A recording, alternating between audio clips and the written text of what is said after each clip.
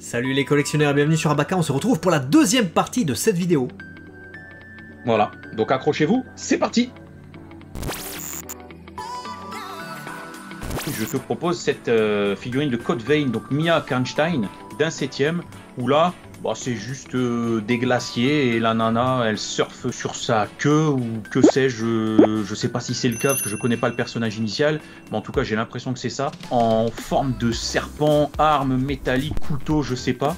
Bah voilà, on a une mi-femme, mi-bête là, et c'est super intelligent d'avoir fait ça quoi. Le socle est mêlé à la figurine, donc tu le vois pas en fait. Elle vient de Russie, je pense, cette nana. Ouais, je pense aussi, vu la chapka qu'elle a sur la tête, à mon avis, il y a moyen.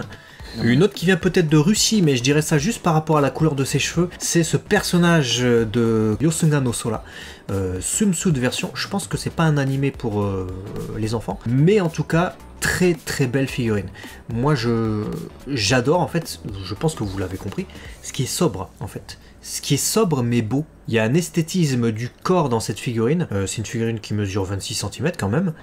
Et je trouve qu'elle mérite son prix. Tu vois, elle est vendue 140 €. Mais vu la taille de la figurine, vu la qualité de réalisation des cheveux, du maillot de bain, tu vois, et du paint job, hein, c'est surtout ça qui est assez exceptionnel. Le sculpte est bien mis en valeur, je trouve, par la qualité de peinture des reflets des muscles en fait. Et bah voilà, je ne peux qu'être admiratif devant une qualité artistique comme ça.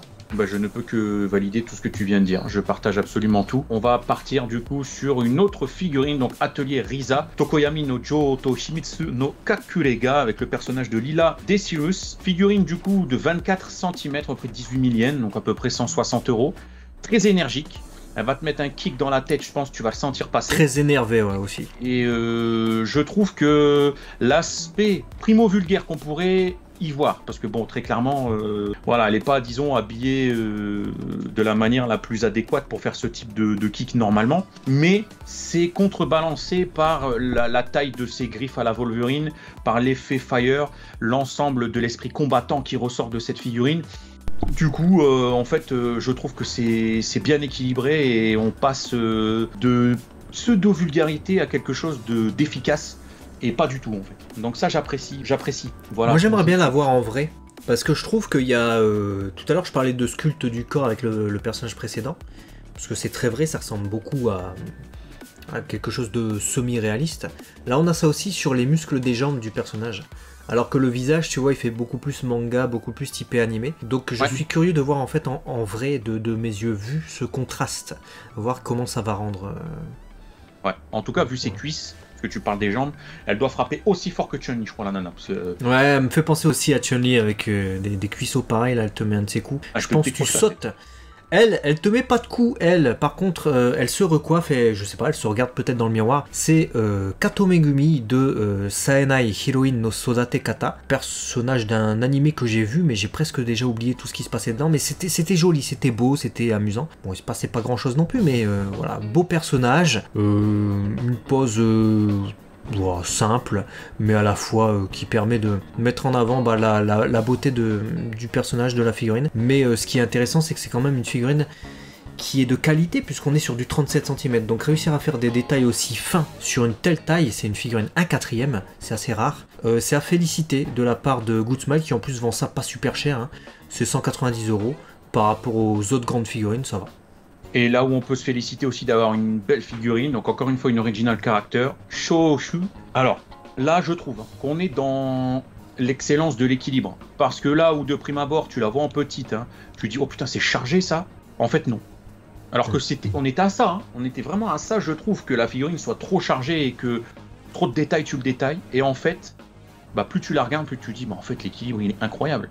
Déjà entre le doré, le noir, le rouge et le blanc qui sont les dominantes de la figurine. Et chaque partie du corps est équilibrée.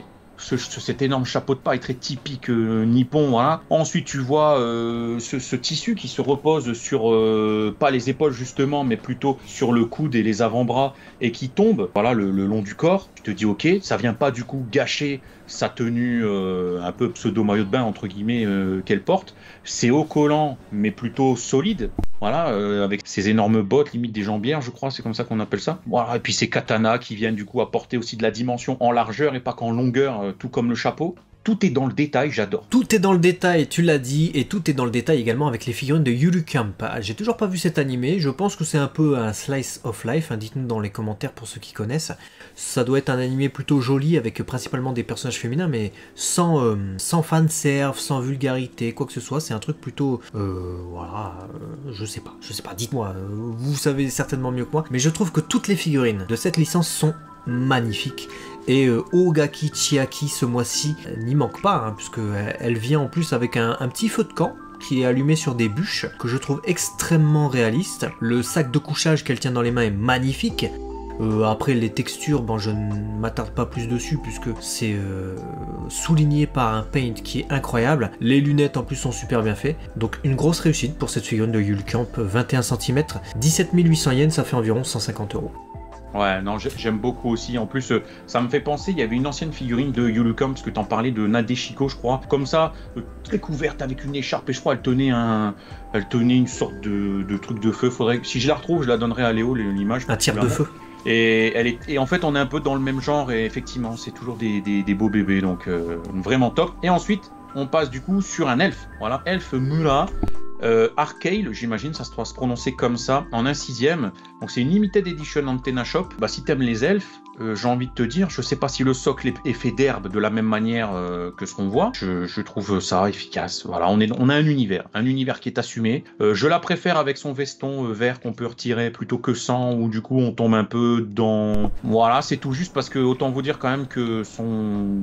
Je sais même pas si on peut appeler ça une culotte. C'est très light, hein. C'est vraiment, on peut pas plus petit sinon... Voilà. Et on parle pas de light de Death Note, hein, évidemment. Non, non, enfin, après il fait ce qu'il veut, mais non, on parle pas de ça. Voilà. Ok, bah la suivante c'est une figurine plutôt mignonne mais dans un aspect un peu gothique, style gothique Lolita peut-être. C'est Sui Ginto de Rosenmaiden, c'est Flair qui fait ça, avec une très belle figurine. Elle surmonte une croix, un socle doré, avec une composition plutôt intéressante. Figurine qui fait penser à une illustration, on dirait qu'elle vient d'un tableau, elle se tourne en fait comme ça, comme si elle posait pour une photo. Et je trouve que l'équilibre est vraiment sympa parce qu'elle est en train de marcher sur le socle comme si elle venait de monter dessus, et à la fois t'as ce rosaire inversé, ça s'appelle Rosenmaiden le truc, donc j'imagine que ça a une certaine logique. 23 cm, par contre elle est un peu chère, 21 800 yens, on est quand même sur du 190 €, 195 €.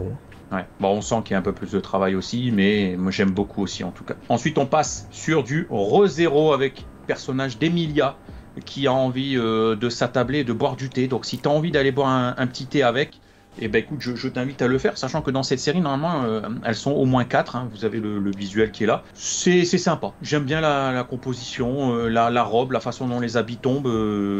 C'est ça, en fait. On y croit, et tout ce côté très blanc, acrylique de l'ensemble apporte quelque chose d'un peu fragile et de luxueux, de classe. Et j'aime beaucoup. Voilà, donc 20 cm et vendu 17 000 yens, donc à peu près 140, 145 €. Voilà. Ça revient cher la série si tu veux les autres, mais on félicitera en tout cas le fait d'avoir un autre personnage que Rem. Voilà.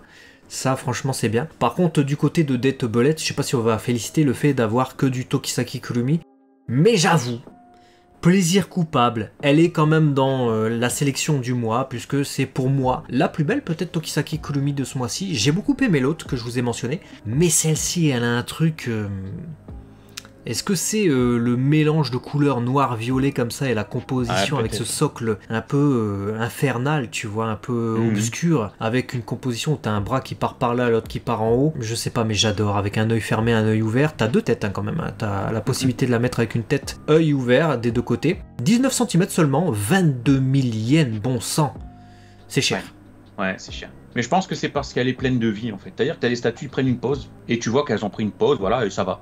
Celle-là, on a l'impression qu'elle vient juste d'être encore en mouvement en fait, par rapport au fait qu'elle bouge ses bras. Et du coup, ça apporte un petit truc qu'on kiffe bien. Et voilà, un peu comme cette figurine du coup de The Idol Master Cinderella Girls Kanzaki Lanko, qui pareil, on a l'impression qu'elle vient de finir son mouvement de poser sa jambe et elle s'est arrêtée pour prendre la photo. C'est très kawaii à souhait. Robe pseudo de mariée, limite, ou fille d'honneur, ou je sais pas trop. Mais voilà, elle est magnifique. Hein.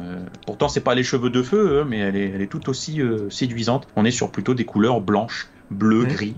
voilà, dominante, qui est pas mal aussi en fait. Bah c'est ça, c'est un peu les têtes mariage, robe de mariage, je comprends pourquoi tu disais ça. On a une autre Tokisaki, hein, je vous la mentionne vite fait celle-là, hein, c'est juste histoire d'eux. Elle fait 20 cm, elle est plutôt sympa. C'est Taito qui fait ça, donc c'est plutôt une figurine qui coûtera moins cher parce que c'est une prize. Donc si vous êtes intéressé par avoir une Tokisaki mais que vous n'avez pas les moyens pour les grosses de tout à l'heure, il y a celle-là que je vous propose, hein, qui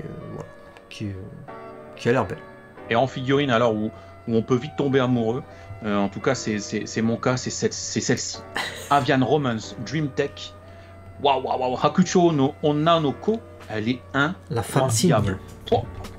Et mais en train d'exécuter voilà cette danse typique des ballets, pas un ballet pour nettoyer. Hein. Ce bâtard. Clairement, non mais le regard, on sent la concentration dans le visage de quelqu'un qui exécute ça et en même temps toute la grâce que nécessite justement l'exécution du ballet. Hein. En fait, c'est très compliqué. On le voit quand tu vois quelques émissions. On ressent la grâce jusqu'au bout des doigts de pied, la position du pied qui se relève comme ça en arrière. Ils ont réussi à retranscrire ça avec les ombres, avec le vêtement qui bouge dans la bonne direction, les cheveux, et t'y crois en fait. J'ai l'impression qu'elle vient de tourner et en fait c'est qu'une figurine. C'est incroyable de réussir à faire un travail de sculpte aussi complexe et vivant et réaliste. Ça me subjugue en fait. Voilà. Donc, et ce qui est intéressant, c'est que c'est une raid. Hein. Elle était sortie en avril, elle ressort cette fois au mois d'août. Voilà, donc si vous l'avez raté, c'est l'occasion de l'attraper. J'ai l'impression que c'était un Pokémon, je dis ça comme ça moi. Et en parlant de raid, justement, il y a cette Fate Khalid Liner Prisma Ilia de Ilyasuel von Eisbern. Donc voilà, si vous avez le temps d'écrire tout ça, bah écoutez, c'est que vous avez beaucoup de temps libre parce que c'est très long à dire. C'est une raid également. Hein. Elle était sortie en 2019. Elle ressort cette fois. Je sais pas, très honnêtement, s'il y a eu des améliorations ou pas, mais elle était déjà folle. Hein. Et elle fait partie d'un trio, hein, apparemment. Elle vient avec 2 autres figurines. Bon, celle-là, tu l'achètes seule, mais tu pourras faire ton petit concert d'idol, là, j'ai l'impression, avec les 3 réunis. Moi, ce que j'aime bien, c'est vraiment les détails qui fourmillent sur la figurine. Il y a des rubans ci et là. Il y a la jupe qui est à 2 couches, on va dire, hein, avec les espèces de froufrous. Les cheveux, je les trouve incroyables. On dirait vraiment qu'il y a du vent, une bourrasque qui sont emmêlés. Encore une fois, le mouvement aussi avec le bras relevé comme ça, la jambe qui part par derrière, permet d'avoir un équilibre qui est plutôt... qui devrait être instable en fait, hein, mais qui est gracieux en figurine. Voilà, rien à dire, c'est un must-have je pense. Hein. Ouais, puis il y a le petit... esprit Magical Girl qui s'en dégage, je pense. Tout à fait, ça fait toujours plaisir d'avoir ça. Pour partir sur des thématiques, on a cette Mocha-chan en bunny version. Voilà, on va pas s'attarder longtemps parce que c'est une figurine qui, selon l'angle, peut être soit sympa, sexy, on est sur de la bunny et par moments c'est limite. Donc, mais voilà, si tu aimes la bunny, il fallait qu'on te la montre. Au moins tu sais que ça existe. Et on termine avec les figurines à prix coûtant avec cette Bomber Girl Quiz Magic Academy de Grim Alloway. C'est une succube. Donc je sais que t'aimes bien les succubes. Mais là c'est pas une succube volante, hein. Là c'est vraiment une succube. Le socle par contre ne nous est pas présenté, ce qui est dommage parce que ça permettrait de se faire une meilleure idée de la figurine, parce que moi j'aime beaucoup cet équilibre des couleurs. Il y a ce rouge et noir qui vont très bien ensemble, à cela on rajoute du blanc, ça va super bien. Ils ont réussi à mêler du violet, donc ça c'est intéressant. Maintenant, selon le socle, on verra qu'est-ce que ça va donner. La pose est vraiment belle, on dirait vraiment une illustration en tout cas. Je ne peux que te rejoindre, je la trouve top cette figurine. Donc voilà du coup pour les figurines, et puis on termine avec une petite prize, hein, puisque c'est l'une des œuvres du moment avec Spy Family, avec Your Forger, voilà, Yolu, appelez ça comme vous voulez, qui est sympa. Voilà, on est sur de la prize, hein, donc typiquement c'est pas du tout le même tarif, hein. Là on va être sur du 20 balles, 15-20 euros maximum à peu près, mais elle fait le café, elle est efficace, et au moins si vous avez une plus petite bourse, et vous savez que vous pouvez vous diriger sur ce type de figurine là. Voilà. Dites-nous en tout cas laquelle ou lesquelles vous avez préféré parmi cette sélection qu'on vous a fait des sorties Bishoujo de ce mois-ci. Il y en a eu énormément, alors on est désolé, on ne peut pas s'attarder sur toutes, mais on a essayé de faire au mieux, hein. Vous avez vu, même s'il y en avait qu'on préférait à d'autres, on a quand même essayé d'être équitable. Dites-nous vos préférences dans les commentaires. Voilà, on fait plein de bisous, abonnez-vous, partagez, et à très vite sur Abaka, la chaîne des collectionneurs. À très vite.